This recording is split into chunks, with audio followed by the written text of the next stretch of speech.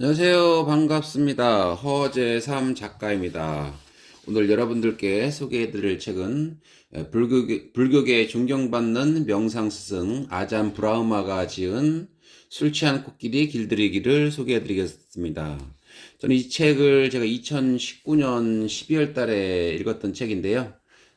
인상 깊었고 또 여러분들께 소개를 해드리고 싶어서 이렇게 오늘 책을 가지고 나왔습니다. 여러분들도 이 책을 한번 구입해서 읽어보시면은 많이 도움을 받으실 수 있으리라고 생각합니다. 먼저 지은이 아잔 브라우마를 소개를 하겠습니다. 영국 런던의 노동자 계급 집안에서 기독교인으로 태어난 아잔 브라흐마는 기독교 학교를 다니고 성가대에서 활동할 만큼 신실한 신앙을 가진 청년이었다. 그러나 17살 때 학교에서 우연히 불교 서적을 읽던 중 자신이 이미 불교도라는 사실을 깨달았다. 그는 장학생으로 케임브리지 대학에서 이론 물리학을 전공했으나 인생에서 폭탄을 만드는 일보다 더욱 가치 있는 일을 하기를 바랐고 정신적인 삶 또한 영적인 삶에 대한 열망이 그의 안에서 커져갔다. 결국 그는 대학 졸업 후 1년 동안 고등학교 교사를 한 뒤 자신의 삶에서 면전을 떼어내 다른 삶을 살아보기로 결심하고 태국으로 건너가 스스로 삭발하고 수행승이 되었다. 수행승이 되고서야 그것이 그가 오랫동안 바라던 일이었다는 것을 깨닫게 되었고 그러한 방식의 삶에 인해 편안함을 느꼈다.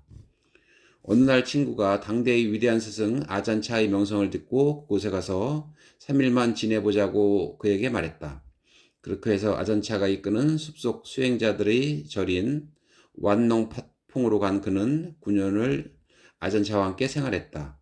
숲속 수행승으로 철저한 배움의 시기를 보내고 난 후 그는 다른 제자들과 함께 호주로 가서 직접 벽돌 쌓는 일과 용접률을 배워가며 남반구 최초의 절을 세웠다. 절을 짓는데 오랜 시간을 들여야 했던 그는 직접 고된 노동을 해야 하는 일과 속에서 무슨 일을 하든 그 일을 힘들게 만드는 것은 그 일에 대해 생각하는 것이라는 깨달음을 얻었다. 그럼 본문으로 들어가 보겠습니다. 코끼리를 포기할 수 있는 마음. 한 사람이 있었다. 그는 코끼리를 갖고 있었다. 그는 코끼리가 너무 좋아서 코끼리 한 마리를 갖는 것이 소원이었다. 자나깨나 코끼리에 대한 생각으로 머리가 뜨거웠다. 그는 차츰 알게 되었다. 당장 코끼리를 갖게 된다 해도 자신은 그걸 키울 능력이 없다는 것을. 그는 평범한 넓이의 마당을 가진 자그마한 집에 살고 있었고 아주 가난하지는 않았지만 농담으로라도 부자라고 말할 수 있는 형편이 전혀 아니었다. 코끼리를 손에 넣는다 해도 그것을 데려다 놓을 공간이 턱없이 부족했으며 날마다 코끼리를 배불리 먹일 사료를 살 돈도 갖고 있지 않았다. 그는 자신에게 부가 필요하다는 것을 깨달았다. 코끼리가 과연 자기에게 오게 될지도 의심스러웠지만 만에 하나 갑자기 그 일이 현실로 이루어진다 해도 그것을 유지조차 할 수 없는 자신의 처지가 고통스러웠다. 그래서 그는 돈을 모으려고 밤낮으로 노력했다. 그러나 생각만큼 잘 되지 않았다. 그가 일차적으로 원하는 것은 코끼리이지 부가 아니었기 때문이다. 그는 곧잘 돈을 모을 기회를 놓치기 일쑤였다. 하지만 코끼리를 너무나 간절히 원했기 때문에 싫지만 돈을 모아야 했다. 왜 하필 코끼리냐고 사람들은 그에게 묻곤 했다. 개나 고양이라면 쉽게 키울 수 있을 것 아닌가. 물론 그 자신도 그런 생각을 안 해본 것이 아니었다. 하지만 그의 마음은 온통 코끼리한테 사로잡혀 있어서 어쩔 수가 없었다. 그는 아직도 부자가 되지 못했고 아직 코끼리는 그의 것이 아니었다. 이제 그가 원하는 것은 코끼리가 아니었다. 그가 가장 원하는 것은 이것이었다. 코끼리를 포기할 수 있는 마음. 권교정의 만화 매지션에서 읽은 이 이야기는 나의 이야기이자 당신의 이야기이다.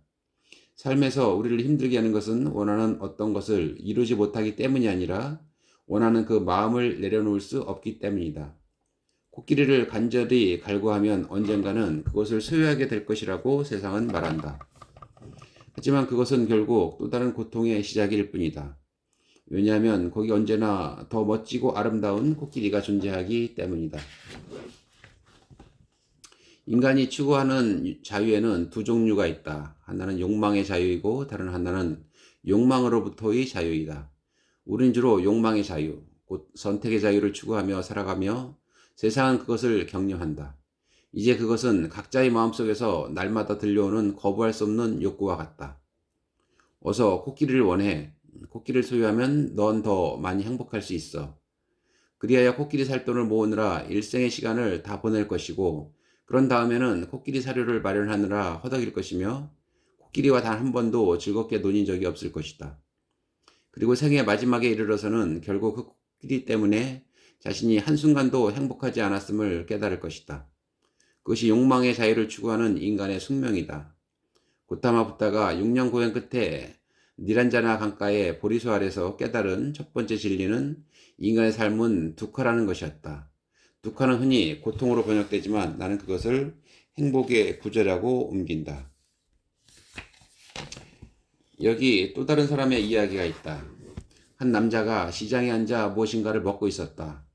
그가 너무도 고통스럽고 행복하지 않아 사람들이 그의 주위로 몰려들었다. 그는 얼굴이 붉게 충혈되고 눈에는 눈물이 그득했다. 사람들은 처음에는 무엇이 잘못되었는지 몰랐지만 이내 그가 옆에 칠리를 쌓아놓고 앉아서 하나씩 입안에 넣고 있다는 사실을 알아차렸다. 세상에서 가장 맵기로 소문난 인도산 고추 칠리를 입에 넣고 씹을 때마다 남자는 더욱 불편하고 불행해 보였다. 그럼에도 그는 또다시 칠리 하나를 입에 넣는 것이었다. 전보다 더 울상을 지으며 마침내 누군가 그에게 물었다. 왜 그렇게 하는 거요? 한두 개 먹었으면 칠리가 얼마나 매운 줄 잘 알 거 아니오. 그런데도 포기하지 않고 계속해서 먹는 이유가 뭐요? 매우 고통스러운 얼굴을 하고 그 남자가 말했다. 혹시 단맛이 나는 칠리 고추가 있을지도 모르잖소. 단맛 나는 고추를 발견할 수 있지 않을까 하는 희망으로 매운 고추를 계속해서 먹는 고통스러운 남자의 이야기 역시 나의 이야기이고 당신의 이야기다. 그것은 인간 실존의 문제이다. 우리가 삶에서 어떤 일을 하든 그것은 곧 행복을 찾아 나서는 일이다. 문제는 우리가 달리단 칠리 고추를 기대하는 저 인도인 남자처럼 잘못된 장소에서 그것을 찾고 있다는 점이다. 그런 고추는 세상에 존재하지 않기 때문이다. 매운 것이 곧 칠리의 본성이기 때문이다. 따라서 그 집착과 기대를 내려놓는 일이야말로 진정한 단맛을 발견해 이르는 출발점이 될 수 있다. 수백 번 우리는 선택의 기회가 있었다. 하지만 삶에 대한 어리석은 관점을 고수하는 한 여전히 매운 눈물에서 헤어날 길이 없다. 원하는 것이 코끼리든 단맛 나는 고추이든 혹은 훌륭한 배우자이든 결국 우리를 고통스럽게 만드는 것은 포기할 수 없는 마음이다. 단순히 오감의 즐거움이라 해도 마찬가지이다. 현실에서의 불만족과 행복의 부재를 심화시키는 것은 바로 이 내려놓지 못하는 마음이다. 한 젊은 여성이 있었다. 몇 해 전 그녀가 퍼스에 있는 절로 나를 찾아왔다. 사람들은 자주 승려를 찾아가 개인적인 문제에 대한 조언을 구한다. 아마도 돈이 들지 않기 때문일 것이다. 우리 수행자들은 결코 인생 상담료를 요구하는 법이 없다. 그 여성은 죄책감으로 괴로워하고 있었다. 6달 전쯤 그녀는 멀리 떨어진 호주 북서부의 광산촌에서 사무직으로 일하고 있었다. 일은 고되고 월급은 많았지만 업무가 끝나면 별달리 할 일이 없었다. 그래서 어느 날 오후에 그녀는 가장 친한 여자친구와 그 친구의 남자친구에게 내륙 오지로 드라이브를 떠날 것을 제안했다. 그녀의 친구는 그다지 내켜 하지 않았고 그 남자친구도 마찬가지였다. 하지만 혼자 떠나는 것은 아무 재미가 없는 일이었다. 그래서 계속해서 친구에게 간청을 해서 마침내 다 함께 오지로 드라이브 여행을 떠나게 되었다. 그런데 그만 예상하지 않은 불행한 사고가 일어났다. 울퉁불퉁한 자갈길에서 그들이 탄 차가 전복되고 말았다. 그녀 여자친구는 그 자리에서 즉사하고 그 남자친구는 하반신이 마비되는 대형 사고였다. 드라이브를 떠나자고 한 사람은 그녀였지만 정작 그녀는 크게 다친 데가 없었다. 그녀는 눈에 슬픔을 가득 말했다. 내가 함께 떠나자고 조르지만 않았어도 그 친구는 죽지 않았을 거예요. 그리고 그 친구의 남자친구도 건강한 두 다리를 갖고 있었을 거예요. 함께 가자고 부탁하지 말았어야 했어요. 정말 너무나 잘못된 일이에요. 죄책감 때문에 죽어버리고만 싶어요. 내 마음속에 떠오른 첫 번째 생각은 그것이 그녀의 잘못이 아니라고 위로하는 일이었다. 그녀에게는 친구를 해치려는 의도가 전혀 없었다. 그럼에도 불구하고 삶에는 그런 일이 일어나게 마련이다. 그러니 언제까지나 죄책감에 묶여 있을 필요는 없다. 하지만 두 번째로 떠오르는 생각은 이것이었다. 틀림없이 이 여성은 그런 식의 위로를 지금까지 수백 번 들었을 것이다. 그리고 그녀에게는 그런 위로가 전혀 소용없었던 것이 분명하다. 그래서 나는 잠시 침묵하며 그녀가 처한 상황을 깊이 들여다본 뒤 그녀에게 말했다. 그녀가 죄책감을 느끼는 것은 너무도 당연한 일이라고. 그 순간 그녀의 얼굴은 슬픔에서 놀라움으로 변했다. 그리고 뒤이어 놀라움에서 안도감으로 변했다. 지금까지 그녀에게 당연히 죄책감을 느껴야만 한다고 말한 사람은 아무도 없었던 것이다. 내 추측이 옳았다. 그녀는 죄책감을 느끼는 것에 대해 죄책감을 느끼고 있었다. 그녀는 죄책감을 느끼는데 모두가 그녀에게 그렇게 하지 말라고 말하고 있었다. 그래서 그녀는 이중의 죄책감, 사고에 대한 심한 죄책감과 자신이 느끼는 죄책감에 대한 죄책감으로 고통받아 왔다. 인간의 복잡 미묘한 마음은 그런 식으로 작용한다. 먼저 그녀가 첫 번째 죄책감을 느끼는 것이 하나도 잘못된 것이 아님을 이해시킬 필요가 있다. 그때 비로소 그렇다면 그것에 대해 어떻게 할 것인가 하는 다음 단계 해결책으로 나아갈 수가 있다. 다음과 같은 불교 잠언이 있다. 어둡다고 불평하는 것보다 촛불을 켜는 것이 더 낫다. 고민하는 대신 언제나 무엇인가 할 수 있는 일이 있다. 최소한 그 무엇인가에 대해 불평하지 않고 잠시 평화롭게 앉아있는 일이라도 할 수 있다. 죄책감은 양심의 가책과는 본질적으로 다르다. 우리의 문화에서 죄는 판사가 법정에서 망치를 두드리며 내리는 판결이다. 그런데 아무도 우리를 벌하지 않으면 우리는 이런저런 방식으로 자기 자신을 벌한다. 죄책감은 우리의 마음 깊은 곳에서 스스로에게 내리는 처벌이다. 따라서 그 젊은 여성은 죄책감으로부터 벗어나기 위해 속죄를 할 필요가 없었다. 그녀에게 그 모든 일을 잊고 자신의 삶을 살아가라고 말하는 것은 무의미한 일이었다. 나는 그녀에게 속죄의 의미로 큰 병원의 재활센터에서 교통사고 피해자들을 위해 자원봉사를 할 것을 제안했다.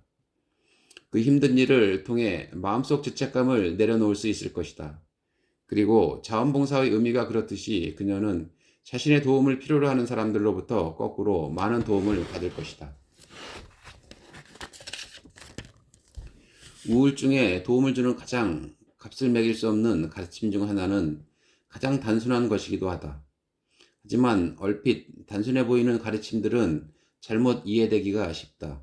우울증으로부터 해방되었을 때에야 비로소 우리는 다음의 이야기를 진정으로 이해한다고 말할 수 있을 것이다. 교도소에 새로 들어온 재소자가 있었다. 그는 몹시 두려워했고 절망에 빠져 있었다. 차가운 돌로 된 감방벽은 온기를 죄다 빨아들였으며 단단한 새창살은 모든 자비심에 냉소를 보냈다. 수많은 철문들이 닫히면서 내는 삐걱거리는 충돌음은 한 가닥 남은 희망을 저 멀리 차단시켰다. 긴 형량이 선고되는 순간 그의 가슴은 무겁게 내려앉았다. 그날 밤 깊이 좌절한 채 감방에 누워있던 그는 우연히 간이 침대 머리맡 벽에 다음 문장이 새겨져 있는 것을 발견했다. 이것 또한 지나가리라. 앞선 재소자에게 힘이 되어준 것처럼 그 글귀가 그로 하여금 모든 절망을 이기게 해주었다. 아무리 힘들더라도 그는 돌벽에 새겨진 그 글귀를 보며 기억했다. 이것 또한 지나가리라. 석방되는 날 그는 그 말이 진리임을 알았다. 형기는 끝났고 감옥 생활 역시 지나갔다. 다시 삶을 시작하면서 그는 그 글귀를 침대 옆 메모지에다 그리고 자동차 안과 일터에다 적어놓고 틈날 때마다 그것의 의미를 마음에 되새겼다. 상황이 아무리 나쁠 때에도 그는 결코 절망하지 않았다. 단순히 다음의 사실을 기억했다. 이것 또한 지나가리라. 그리고 상황을 헤치고 앞으로 나아갔다. 나쁜 시기는 그다지 길게 느껴지지 않았다. 좋은 시기가 다가오면 그는 그것을 즐기되 결코 방심하지 않았다. 또다시 그는 기억했다. 이것 또한 지나가리라. 그렇게 삶의 여러 일들을 수행해 나가면서 어떤 것도 당연하게 받아들이지 않았다. 좋은 시기는 언제나 이상하리만치 길게 느껴졌다. 암에 걸렸을 때조차도 그는 기억했다. 이것 또한 지나가리라. 그것이 그에게 희망을 주었다. 희망은 병을 물리칠 수 있는 힘과 긍정적인 생각을 주었다. 어느 날 의사가 그에게 말했다. 암은 지나갔습니다. 생의 마지막 날 임종의 자리에서 그는 사랑하는 이들에게 속삭였다. 이것 또한 지나가리라. 그러고는 편안히 눈을 감았다. 그의 말은 가족과 친구들에게 주는 그의 마지막 사랑의 선물이었다. 그 말을 통해 그들은 슬픔 역시 지나가리라는 것을 배웠다. 절망은 우리 모두가 통과해야만 하는 감옥이다. 이것 또한 지나가리라. 이것이 우리로 하여금 상황을 견뎌내게 도와준다. 그것은 또한 절망의 가장 큰 원인인 행복한 시기를 너무도 자주 당연한 것으로 받아들이는 자세를 버리게 해준다. 여기 한편의 오래된 불교 우화가 있다. 생가사의 기로에 섰을 때 우리가 어떻게 행동해야 하는가를 말해주는 우화이다. 한 남자가 밀림에서 두 마리 코끼리에게 쫓겨 달아나고 있었다. 코끼리는 인간보다 훨씬 더 빨리 달리며 게다가 인간을 공격까지 한다. 그 두 마리 코끼리는 화가 나 있었으며 따라서 그 남자는 곤경에 처해 있었다. 코끼리들이 그를 거의 덮치려는 찰나 남자는 길 옆에 있는 우물 하나를 발견했다. 절망 속에서 그는 우물 속으로 몸을 던졌다. 우물 속으로 뛰어드는 순간 그는 자신이 큰 실수를 했음을 알았다. 우물은 말라붙어 있었으며 밑바닥에는 커다란 검은색 뱀이 또아리를 틀고 있었다. 본능적으로 그는 우물벽으로 손을 뻗어 그곳에 자란 나무의 뿌리를 잡았다. 뿌리가 다행히 그의 추락을 막아주었다. 정신을 수습하고 아래를 내려다보니 검은 뱀이 몸을 길게 펴고 일어서서 그의 다리를 물려고 하고 있었다. 하지만 그의 다리가 아슬아슬하게 높았다. 위쪽에는 두 코끼리가 기다란 코로 그를 낚아채기 위해 우물 안으로 몸을 기울이고 있었다. 하지만 다행히 뿌리를 잡고 있는 그의 손이 한 뼘 정도 낮았다. 자신이 처한 이 긴박한 위기 상황을 생각하고 있을 때 흰 생쥐와 검은 생쥐 두 마리가 작은 구멍에서 기어나와 그가 붙들고 있는 나무 뿌리를 갉아먹기 시작하는 것이었다. 코끼리들이 우물 안으로 몸을 기울여 긴 코로 그를 낚아채려 시도할 때마다 코끼리의 코에 부딪혀 그 작은 나무는 심하게 흔들렸다. 그 나뭇가지에는 벌집 하나가 매달려 있었다. 나무가 흔들릴 때마다 꿀이 우물 안으로 방울져 떨어지기 시작했다. 남자는 혀를 내밀어 꿀 몇 방울을 받아 먹었다. 맛이 아주 좋은데? 그는 이렇게 혼잣말을 하며 미소 지었다. 오래전부터 전해 내려오는 이 이야기는 여기서 끝이 난다. 바로 그렇기 때문에 그것은 진실성이 있다. 길게 이어지는 텔레비전 드라마들과는 달리 삶에는 명확한 결론이 없다. 삶은 영원히 완성을 향해 가는 과정 속에 있을 뿐이다. 게다가 우리는 종종 삶 속에서 두 마리 코끼리, 탄생과 죽음, 그 커다란 검은색 뱀 사이에 죽음과 그것보다 더 나쁜 상황 사이에 놓일 때가 있다. 낮과 밤, 희고 검은 두 마리 생쥐. 우리가 불안장에게 움켜잡고 있는 삶의 나무 뿌리를 갉아먹는다. 그런 절박한 상황 속에서도 언제나 어디선가 약간의 꿀이 방울져 떨어진다. 만일 지혜롭다면 우리는 혀를 내밀어 그 약간의 꿀맛을 즐길 것이다. 그렇게 하지 못할 이유가 무엇인가? 아무것도 할 수 없을 때는 아무것도 하지 말고 삶의 꿀 몇 방울을 즐기라. 앞에서 말한 대로 그 이야기는 본래 그것으로 끝이 난다. 하지만 주제를 분명하게 하기 위해 나는 청중에게 진짜 결말을 말해준다. 이것이 그 다음에 일어난 일이다. 남자가 꿀을 맛보고 있는 사이 생쥐들은 나무 뿌리를 점점 더 갉아먹어 가늘게 만들었으며 검은색 뱀은 그의 발을 향해 점점 더 가까이 머리를 뻗었고 코끼리들은 그의 손에 거의 코가 닿을 정도로 몸을 기울였다. 그러다가 코끼리들이 너무 많이 몸을 기울였다. 순간 코끼리들은 우물 속으로 굴러떨어졌으며 남자를 지나쳐 아래쪽에 있는 뱀과 충돌해 뱀을 즉사시키고 코끼리도 목숨을 잃었다. 이것은 충분히 일어날 수 있는 일이다. 그리고 삶에는 항상 예기치 않았던 일이 일어나기 마련이다. 그것이 우리의 삶이다. 따라서 꿀을 맛볼 순간들을 놓치지 말라. 가장 절박한 순간이라 할지라도 미래에는 아무도 알 수 없다. 다음 순간에 무슨 일이 일어날지 누구도 확신할 수 없다. 코끼리들과 뱀 둘 다 죽었을 때 그때가 바로 그 남자가 무엇인가를 할 시간이었다.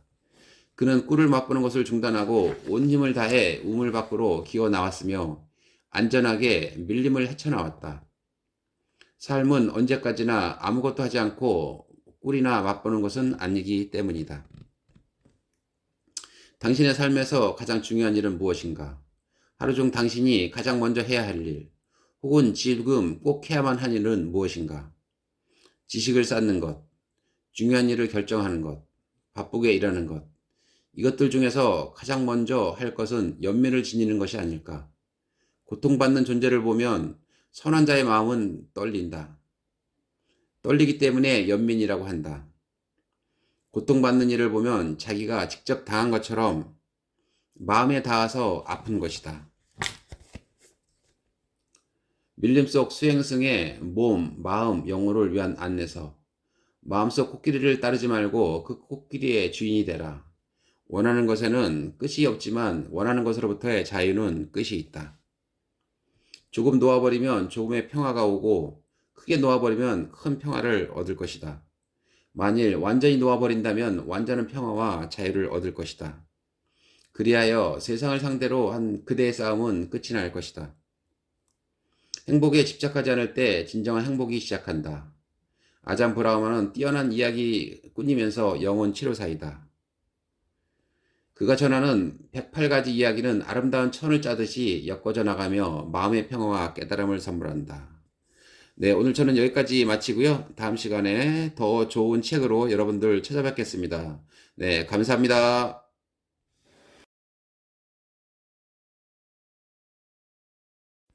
안녕하세요. 반갑습니다. 허재삼 작가입니다. 오늘 여러분들께 소개해드릴 책은 불교계에 존경받는 명상스승 아잠 브라흐마가 지은 술 취한 코끼리 길들이기를 소개해드리겠습니다. 저는 이 책을 제가 2019년 12월 달에 읽었던 책인데요. 인상 깊었고 또 여러분들께 소개를 해드리고 싶어서 이렇게 오늘 책을 가지고 나왔습니다. 여러분들도 이 책을 한번 구입해서 읽어보시면은 많이 도움을 받으실 수 있으리라고 생각합니다. 먼저 지은이 아잠 브라흐마를 소개를 하겠습니다.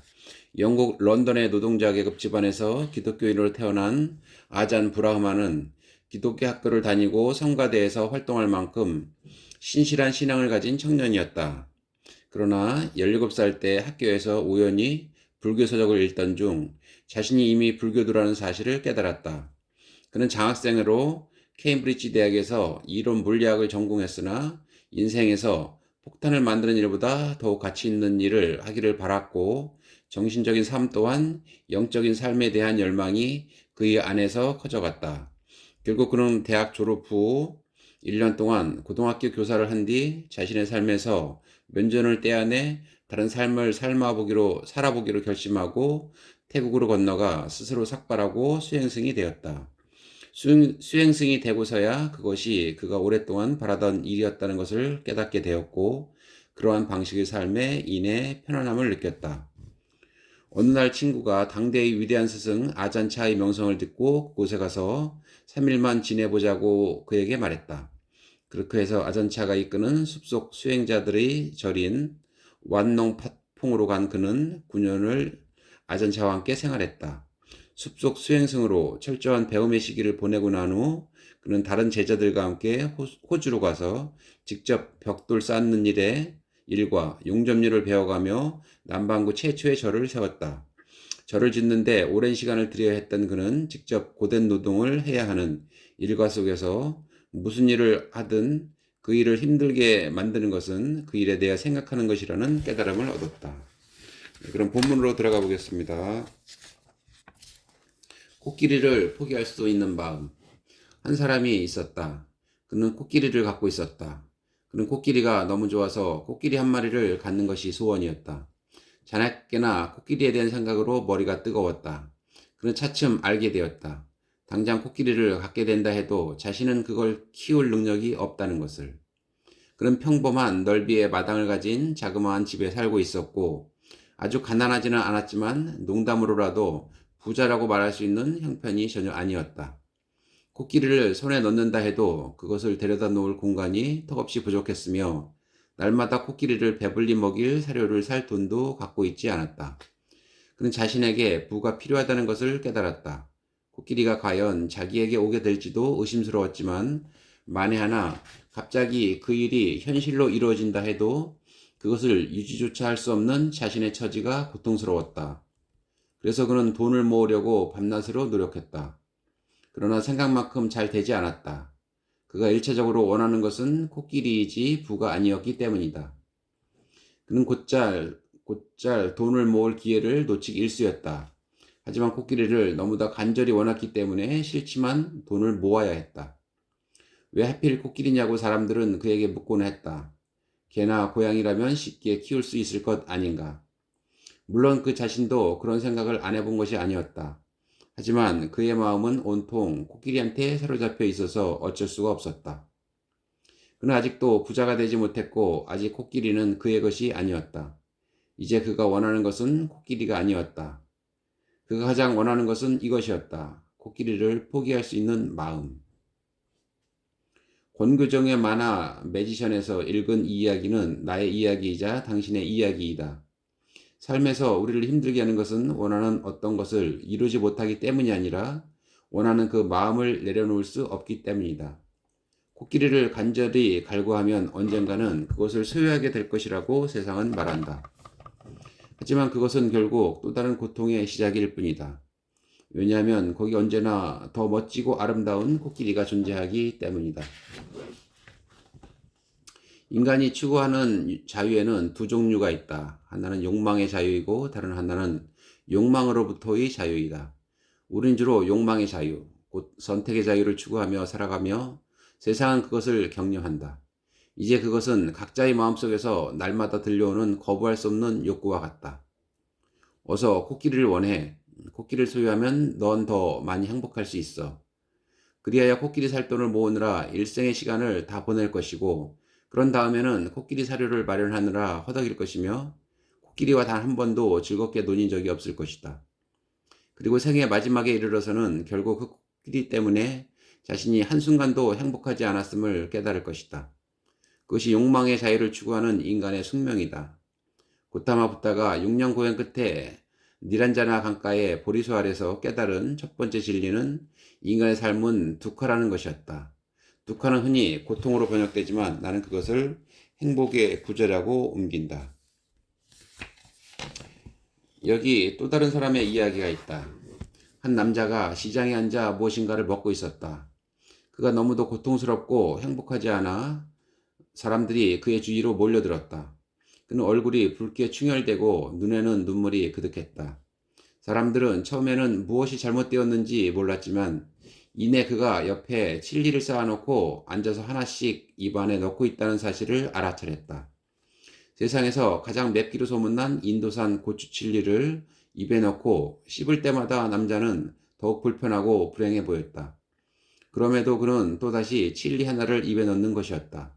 전보다 더 울상을 지으며 마침내 누군가 그에게 물었다. 왜 그렇게 하는 거요? 한두 개 먹었으면 칠리가 얼마나 매운 줄 잘 알 거 아니오. 그런데도 포기하지 않고 계속해서 먹는 이유가 뭐요? 매우 고통스러운 얼굴을 하고 그 남자가 말했다. 혹시 단맛이 나는 칠리 고추가 있을지도 모르잖소. 단맛 나는 고추를 발견할 수 있지 않을까 하는 희망으로 매운 고추를 계속해서 먹는 고통스러운 남자의 이야기 역시 나의 이야기이고 당신의 이야기다. 그것은 인간 실존의 문제이다. 우리가 삶에서 어떤 일을 하든 그것은 곧 행복을 찾아 나서는 일이다. 문제는 우리가 달리단 칠리 고추를 기대하는 저 인도인 남자처럼 잘못된 장소에서 그것을 찾고 있다는 점이다. 그런 고추는 세상에 존재하지 않기 때문이다. 매운 것이 곧 칠리의 본성이기 때문이다. 따라서 그 집착과 기대를 내려놓는 일이야말로 진정한 단맛의 발견에 이르는 출발점이 될 수 있다. 수백 번 우리는 선택의 기회가 있었다. 하지만 삶에 대한 어리석은 관점을 고수하는 한 여전히 매운 눈물에서 헤어날 길이 없다. 원하는 것이 코끼리든 단맛 나는 고추이든 혹은 훌륭한 배우자이든 결국 우리를 고통스럽게 만드는 것은 포기할 수 없는 마음이다. 단순히 오감의 즐거움이라 해도 마찬가지이다. 현실에서의 불만족과 행복의 부재를 심화시키는 것은 바로 이 내려놓지 못하는 마음이다. 한 젊은 여성이 있었다. 몇 해 전 그녀가 퍼스에 있는 절로 나를 찾아왔다. 사람들은 자주 승려를 찾아가 개인적인 문제에 대한 조언을 구한다. 아마도 돈이 들지 않기 때문일 것이다. 우리 수행자들은 결코 인생 상담료를 요구하는 법이 없다. 그 여성은 죄책감으로 괴로워하고 있었다. 6달 전쯤 그녀는 멀리 떨어진 호주 북서부의 광산촌에서 사무직으로 일하고 있었다. 일은 고되고 월급은 많았지만 업무가 끝나면 별달리 할 일이 없었다. 그래서 어느 날 오후에 그녀는 가장 친한 여자친구와 그 친구의 남자친구에게 내륙 오지로 드라이브를 떠날 것을 제안했다. 그녀의 친구는 그다지 내켜하지 않았고 그 남자친구도 마찬가지였다. 하지만 혼자 떠나는 것은 아무 재미가 없는 일이었다. 그래서 계속해서 친구에게 간청을 해서 마침내 다 함께 오지로 드라이브 여행을 떠나게 되었다. 그런데 그만 예상하지 않은 불행한 사고가 일어났다. 울퉁불퉁한 자갈길에서 그들이 탄 차가 전복되고 말았다. 그녀 여자친구는 그 자리에서 즉사하고 그 남자친구는 하반신이 마비되는 대형 사고였다. 드라이브를 떠나자고 한 사람은 그녀였지만 정작 그녀는 크게 다친 데가 없었다. 그녀는 눈에 슬픔을 가득 담고 말했다. 내가 함께 떠나자고 조르지만 않았어도 그 친구는 죽지 않았을 거예요. 그리고 그 친구의 남자친구도 건강한 2다리를 갖고 있었을 거예요.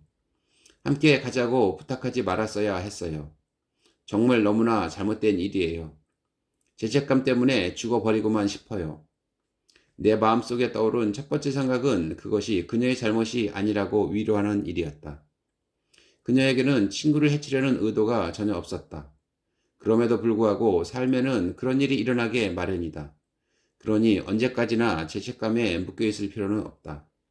하지만 두 번째로 떠오르는 생각은 이것이었다. 틀림없이 이 여성은 그런 식의 위로를 지금까지 수백 번 들었을 것이다. 그리고 그녀에게는 그런 위로가 전혀 소용없었던 것이 분명하다. 그래서 나는 잠시 침묵하며 그녀가 처한 상황을 깊이 들여다본 뒤 그녀에게 말했다. 그녀가 죄책감을 느끼는 것은 너무도 당연한 일이라고. 그 순간 그녀의 얼굴은 슬픔에서 놀라움으로 변했다. 그리고 뒤이어 놀라움에서 안도감으로 변했다. 지금까지 그녀에게 당연히 죄책감을 느껴야만 한다고 말한 사람은 아무도 없었던 것이다. 내 추측이 옳았다. 그녀는 죄책감을 느끼는 것에 대해 죄책감을 느끼고 있었다. 그녀는 죄책감을 느끼는데 모두가 그녀에게 그렇게 하지 말라고 말하고 있었다. 그래서 그녀는 이중의 죄책감, 사고에 대한 심한 죄책감과 자신이 느끼는 죄책감에 대한 죄책감으로 고통받아 왔다. 인간의 복잡 미묘한 마음은 그런 식으로 작용한다.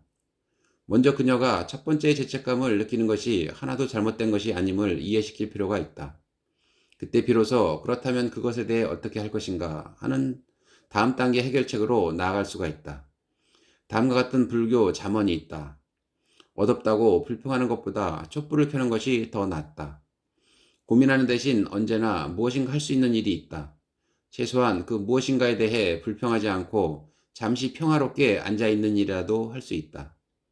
죄책감은 양심의 가책과는 본질적으로 다르다. 우리의 문화에서 죄는 판사가 법정에서 망치를 두드리며 내리는 판결이다. 그런데 아무도 우리를 벌하지 않으면 우리는 이런저런 방식으로 자기 자신을 벌한다. 죄책감은 우리의 마음 깊은 곳에서 스스로에게 내리는 처벌이다. 따라서 그 젊은 여성은 죄책감으로부터 벗어나기 위해 속죄를 할 필요가 없었다. 그녀에게 그 모든 일을 잊고 자신의 삶을 살아가라고 말하는 것은 무의미한 일이었다. 나는 그녀에게 속죄의 의미로 큰 병원의 재활센터에서 교통사고 피해자들을 위해 자원봉사를 할 것을 제안했다. 그 힘든 일을 통해 마음속 죄책감을 내려놓을 수 있을 것이다. 그리고 자원봉사의 의미가 그렇듯이 그녀는 자신의 도움을 필요로 하는 사람들로부터 거꾸로 많은 도움을 받을 것이다. 우울증에 도움을 주는 가장 값을 매길 수 없는 가르침 중 하나는 가장 단순한 것이기도 하다. 하지만 얼핏 단순해 보이는 가르침들은 잘못 이해되기가 쉽다. 우울증으로부터 해방되었을 때에야 비로소 우리는 다음의 이야기를 진정으로 이해한다고 말할 수 있을 것이다. 교도소에 새로 들어온 재소자가 있었다. 그는 몹시 두려워했고 절망에 빠져 있었다. 차가운 돌로 된 감방벽은 온기를 죄다 빨아들였으며 단단한 새창살은 모든 자비심에 냉소를 보냈다. 수많은 철문들이 닫히면서 내는 삐걱거리는 충돌음은 한 가닥 남은 희망을 저 멀리 차단시켰다. 긴 형량이 선고되는 순간 그의 가슴은 무겁게 내려앉았다. 그날 밤 깊이 좌절한 채 감방에 누워있던 그는 우연히 간이 침대 머리맡 벽에 다음 문장이 새겨져 있는 것을 발견했다. 이것 또한 지나가리라. 앞선 재소자에게 힘이 되어준 것처럼 그 글귀가 그로 하여금 모든 절망을 이기게 해주었다. 아무리 힘들더라도 그는 돌벽에 새겨진 그 글귀를 보며 기억했다. 이것 또한 지나가리라. 석방되는 날 그는 그 말이 진리임을 알았다. 형기는 끝났고 감옥 생활 역시 지나갔다.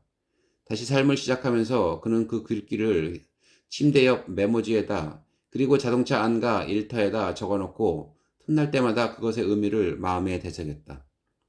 상황이 아무리 나쁠 때에도 그는 결코 절망하지 않았다. 단순히 다음의 사실을 기억했다. 이것 또한 지나가리라.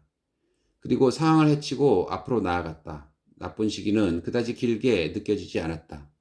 좋은 시기가 다가오면 그는 그것을 즐기되 결코 방심하지 않았다. 또다시 그는 기억했다. 이것 또한 지나가리라. 그렇게 삶의 여러 일들을 수행해 나가면서 어떤 것도 당연하게 받아들이지 않았다. 좋은 시기는 언제나 이상하리만치 길게 느껴졌다. 암에 걸렸을 때조차도 그는 기억했다. 이것 또한 지나가리라. 그것이 그에게 희망을 주었다. 희망은 병을 물리칠 수 있는 힘과 긍정적인 생각을 주었다. 어느 날 의사가 그에게 말했다. 암은 지나갔습니다. 생의 마지막 날 임종의 자리에서 그는 사랑하는 이들에게 속삭였다. 이것 또한 지나가리라. 그러고는 편안히 눈을 감았다. 그의 말은 가족과 친구들에게 주는 그의 마지막 사랑의 선물이었다.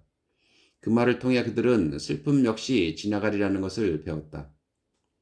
절망은 우리 모두가 통과해야만 하는 감옥이다. 이것 또한 지나가리라. 이것이 우리로 하여금 상황을 견뎌내게 도와준다. 그것은 또한 절망의 가장 큰 원인인 행복한 시기를 너무도 자주 당연한 것으로 받아들이는 자세를 버리게 해준다.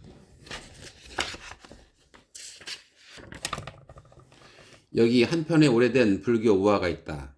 생가사의 기로에 섰을 때 우리가 어떻게 행동해야 하는가를 말해주는 우화이다. 한 남자가 밀림에서 두 마리 코끼리에게 쫓겨 달아나고 있었다. 코끼리는 인간보다 훨씬 더 빨리 달리며 게다가 인간을 공격까지 한다. 그 두 마리 코끼리는 화가 나 있었으며 따라서 그 남자는 곤경에 처해 있었다. 코끼리들이 그를 거의 덮치려는 찰나 남자는 길 옆에 있는 우물 하나를 발견했다. 절망 속에서 그는 우물 속으로 몸을 던졌다. 우물 속으로 뛰어드는 순간 그는 자신이 큰 실수를 했음을 알았다. 우물은 말라붙어 있었으며 밑바닥에는 커다란 검은색 뱀이 또아리를 틀고 있었다.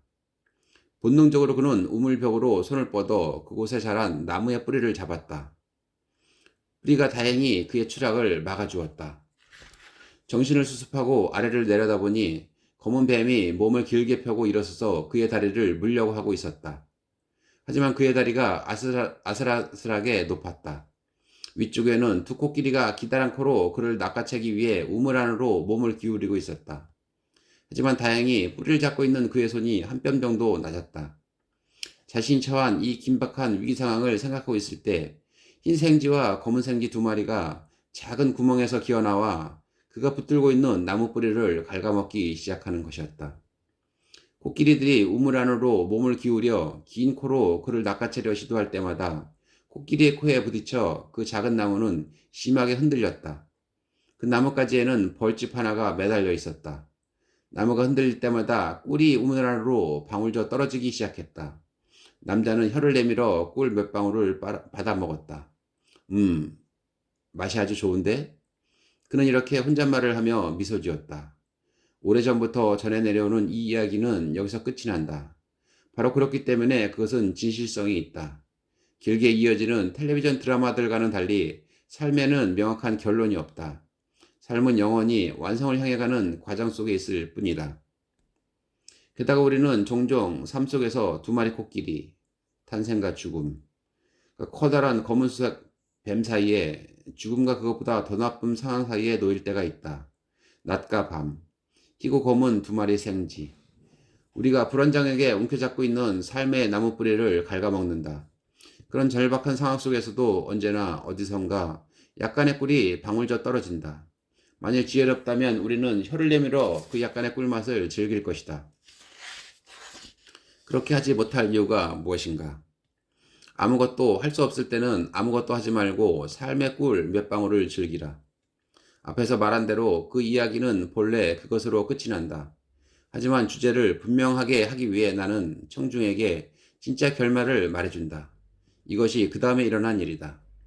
남자가 꿀을 맛보고 있는 사이 생쥐들은 나무 뿌리를 점점 더 갉아먹어 가늘게 만들었으며 검은색 뱀은 그의 발을 향해 점점 더 가까이 머리를 뻗었고 코끼리들은 그의 손에 거의 코가 닿을 정도로 몸을 기울였다.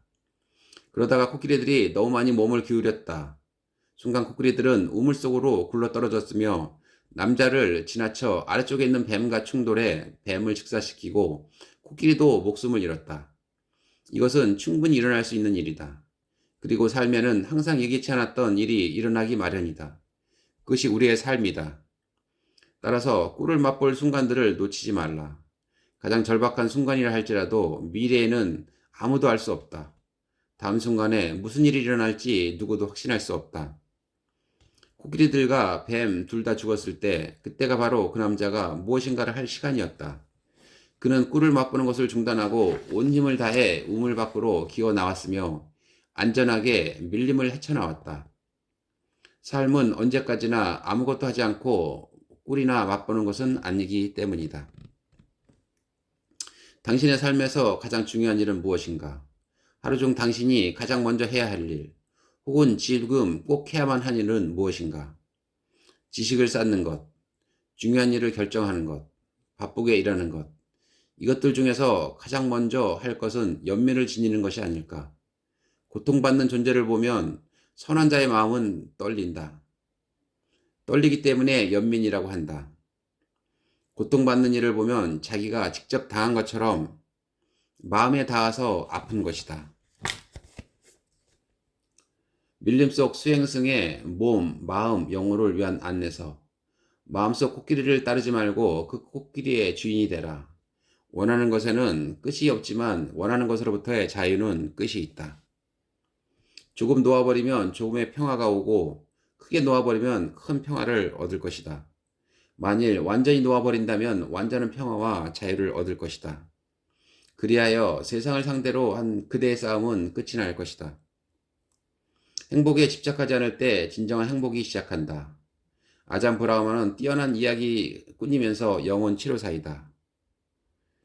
그가 전하는 108가지 이야기는 아름다운 천을 짜듯이 엮어져 나가며 마음의 평화와 깨달음을 선물한다. 네, 오늘 저는 여기까지 마치고요. 다음 시간에 더 좋은 책으로 여러분들 찾아뵙겠습니다. 네, 감사합니다.